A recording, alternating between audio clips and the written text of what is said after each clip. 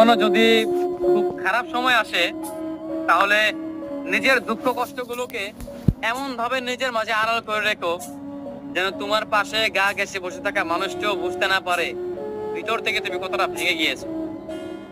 কখনো যেন সে বুঝতেই না পারে তোমার ভীষণ মন খারাপ, তাহলে সে তোমার মন আরো খারাপ করে দিবে। সে যেন বুঝতে না পারে কোন এক অনাকাঙ্ক্ষিত ঝড়ে ঝরে গিয়েছে তোমার জীবন বৃক্ষের সবুজ কয়েকটি পাতা।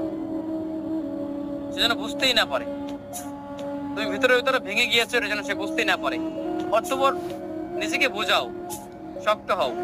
এই সামান্য ঝড়ে ঝরে যেতে নেই, সামান্য আঘাতে ভেঙে পড়তে নেই। মানুষ বড়ই নির্দয়, বড়ই নিষ্ঠুর। ভেঙে যাওয়া মানুষটাকে সে আরো বেশি করে ভেঙে দেয়। তুমি যদি মন খারাপ করে কাউকে কথাগুলো বলো তবে সে তোমাকে আরো ভীষণ করে ভেঙে দিবে। যদি খুব বেশি কষ্ট হয় তবে একা একা কান্না করো, দরজা বন্ধ করে একা রুমে নিজের কান্নাগুলো নিজের সাথে শেয়ার করো, নিজের দুঃখ কষ্টগুলো নিজের সাথে শেয়ার করো। তবুও কোনো মানুষের কাছে না যাও, কোনো মানুষকে তবুও না বলো যে তোমার ভিতরে ভিতরে কেমন কষ্ট হচ্ছে, কি সেই অনুভূতি, সেগুলো তুমি মানুষের সাথে শেয়ার না করো।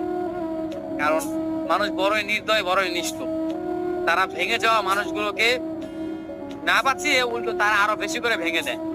কারণ তারা জেনে যায় যে এই মানুষটা কেন কান্না করে, এই মানুষটার কেন এত দুঃখ, কি নিয়ে তার এত যন্ত্রণা, মনের মাঝে সুখ নিয়ে কেন, সেই জিনিসগুলো দিয়ে তারা এই মানুষটাকে আরো ভেঙে দেয়।